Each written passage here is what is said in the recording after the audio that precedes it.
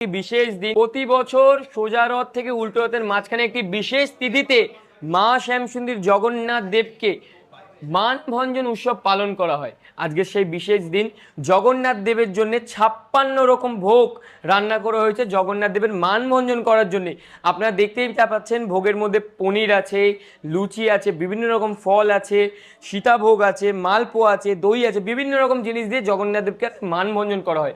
তাই আপনারা যারা যারা আজকের দিনে মায়ের কাছে আসতে পারেননি, এই ভিডিওটির মাধ্যমে অবশ্যই মায়ের ভোগ দর্শন করেন ও আপনাদের ভগবানের আশীর্বাদ নিন।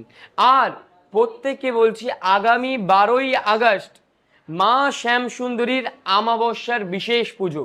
আপনারা প্রত্যেকে জেনেই থাকবেন, মা শ্যামসুন্দরীর প্রতিটি আমাবস্যা অন্ধকারে পুজো হয়, মানে কোনো রকম লাইট বা কিছু জ্বলে না, কেবল একটি ঘিয়ের প্রদীপ জ্বলে। আর এই আমাবস্যা চলাকালীন বহু ভক্ত বিশেষ বিশেষ অলৌকিক জিনিস অনুভব করে। অনেক ভক্ত নিজের মনের কামনা বলতে বলতে অন্ধকারের মধ্যে দেখেন যে মা শ্যামসুন্দরী আশীর্বাদ হাতটা নড়িয়ে মা বুঝিয়ে দিচ্ছে যে চিন্তা করিস না, তোর সব মনের কথা ঠিক হবে। তাই আপনারা যারা যারা পারবেন অবশ্যই আমাবস্যা তিথিতে মা শ্যামসুন্দরীকে দর্শন করার চেষ্টা করবেন। মা আপনাদের জীবনের প্রত্যেকের মনের বাসনা অবশ্যই পূর্ণ করবেন।